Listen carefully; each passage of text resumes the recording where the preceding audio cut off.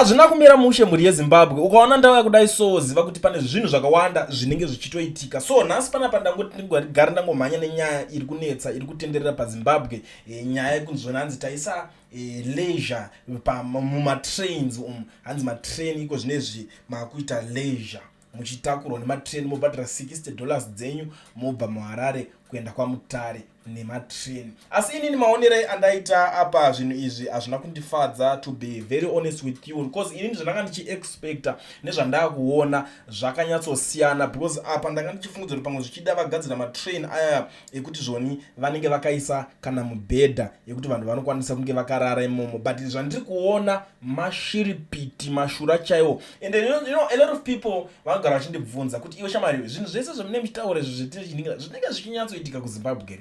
Well, nhasi ndava netrain 60 kuenda kwaMutare. Mutrain macho mune masofa, vakaisa masofa mutrain. And you know what, zvinhu izvi zviri dangerous. Tarisai sofa rarina kana parakabatirira kana pekuti unganingina pakatsikwa mabreaks zveemergency, zviri dangerous. Vanhu vese vanogona kutokuwara, munohedha namusoro mutrain imomo zvikange zvaitika. Ndinotobva ndatoona kuti kudherera kwakawanda.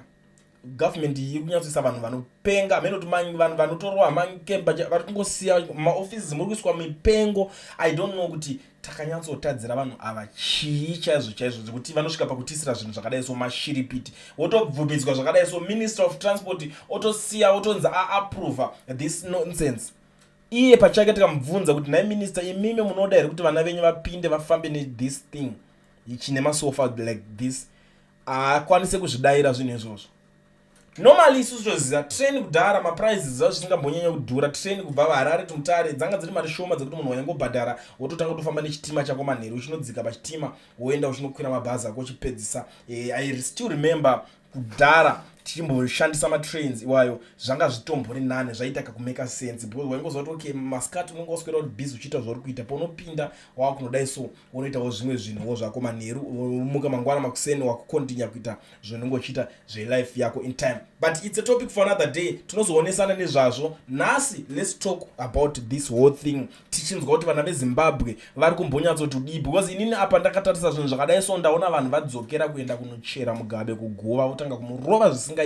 Why? Because ndiye one munhu akakwanisa kutera akadzosa president Emerson Mnangagwa muZimbabwe according to the history zvakaitika kumashure pakanga anga adipotwa ari kujeri, paakasungwa ndobva adipotwa achinzi taakudzinga muZimbabwe kuenda kuZambia. Iyo ndokuzonoterwa ikoko vakanomutora. I don't know the reasons, kuda kuti kwanga kuda kushanda naye kana kuti kwakuri kuda kunyatsoita sei, but onai zvaakuitika pane utungamiriri wake wemazuva ano zvaakuita iko zvinezvi. So vana veZimbabwe havasi kufara nenyaya yechitima icho chichi, because vanhu vataura kuti hapana kwatiri kuenda. Business class, that one you must feel like you are in office. Okay, vamwe vari kuda kutraka kuda unogadzirisana nazvo. It's true, this is nowhere near world class. Yes, it's good to see trends being revived, but surely Zimbabwe can aim higher than stuffing old sofas into a carriage and calling it luxury. Other countries are investing in modern technology, self-design and real innovation, while we end up with a moving launch and curtains. We need vision, not improvisation. Ndo mashoko atiri kuona panapa kutaurwa nemumwe munhu inozwa kuti inini zvino it's a term during economy. Everyone there is just jostling to get a share from the pace. Come up with any silly idea, get the tender, get paid in advance, then just produce a joke. You know, and that's how they loot. Ukaona kuti iko zvinoita vakanzi takulonja chakadai so zoti someone atogadzira chidhiri atoyaka zvifungo kuti gativaisire masofa. Come on now, uri kufila ngori muoffice mupi? What's that?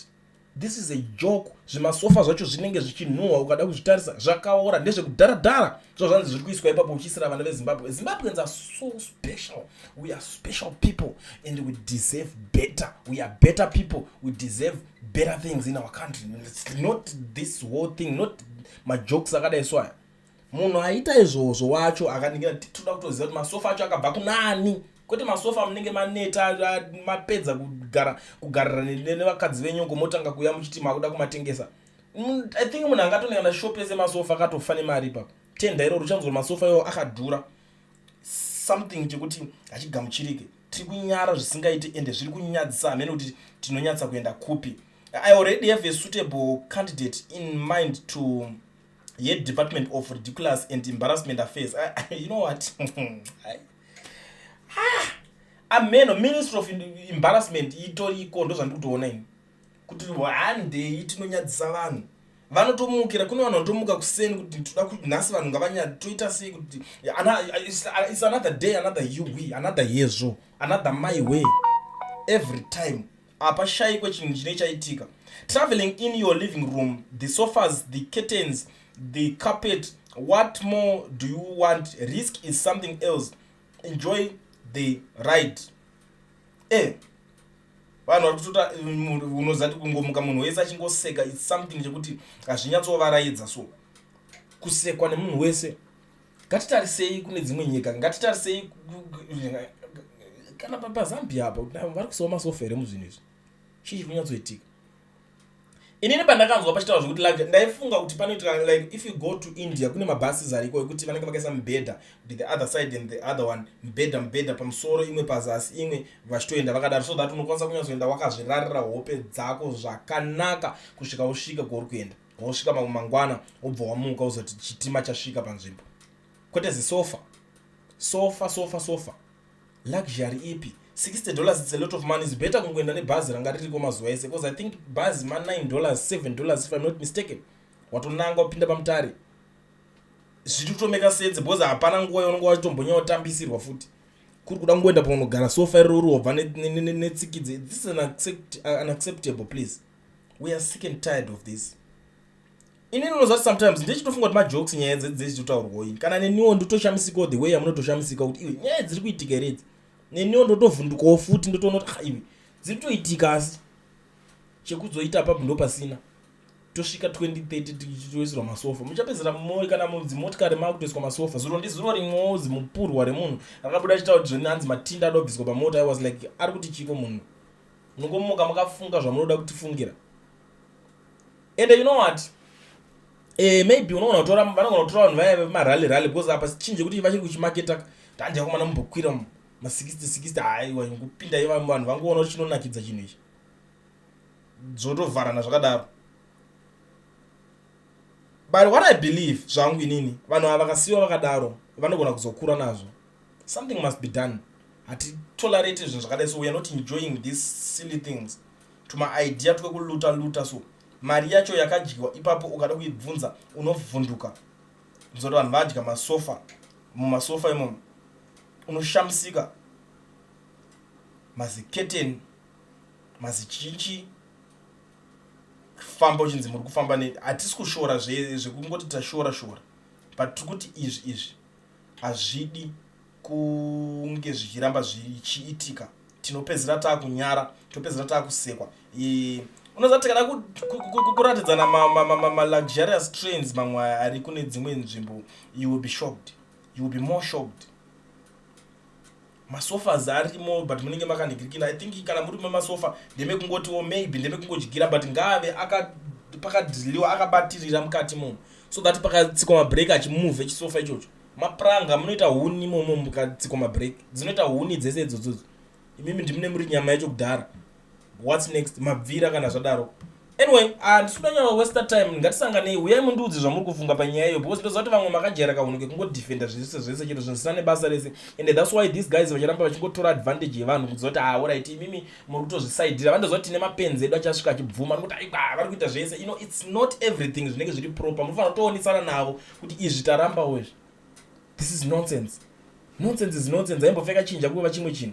But anyway, muri Zimbabwe, without wasting much of your time, ndotongozivisa vanhu vese vari muSouth Africa kuti vachikoda register company ovavhurwa FNB business account usina work permit kana start permit. Bata ONO education research ndiye wani munhu anogona kuitira zvinhu izvozvo muSouth Africa, because icompany iye akatovhura makambani akavhurwa kuti vabatsire maZimbabweans vanoneseka nemaproblems iwayo. Ndinoda kunyanya kutaura zvakawanda, mubate nhamba dzake idzi, torai mascreenshot mutaure naye akuitirei chibasa ichocho anochigona. Usasavhairirwa nemumwe munhu kuti hauna bank account uchitswera uchitambirira mari yako yesalary iyo hard end cash mune maaccount yevamwe vanhu ukavharwa umwe musika uchazoona kuti zvinorwadza. Saka garai maitirwa zvinhu zvenyu mova munhuwo akarongeka. Passport yonoshanda nayo yonopinda nayo mumapep stores mumachinchi yokapinda nayo pabhodha yonomboita uchiwedzera mazuva iyoyo ndo chete inongodiwa kuti zvinhu zvako zvobva zvatongoshanda. Chikuitika cheteka ipackage yekuti rakaiswa necompany registration. That's why zvinhu zvacho zvakangoita kakurongeka zvine order. Contact him on the numbers that are showing on the screen.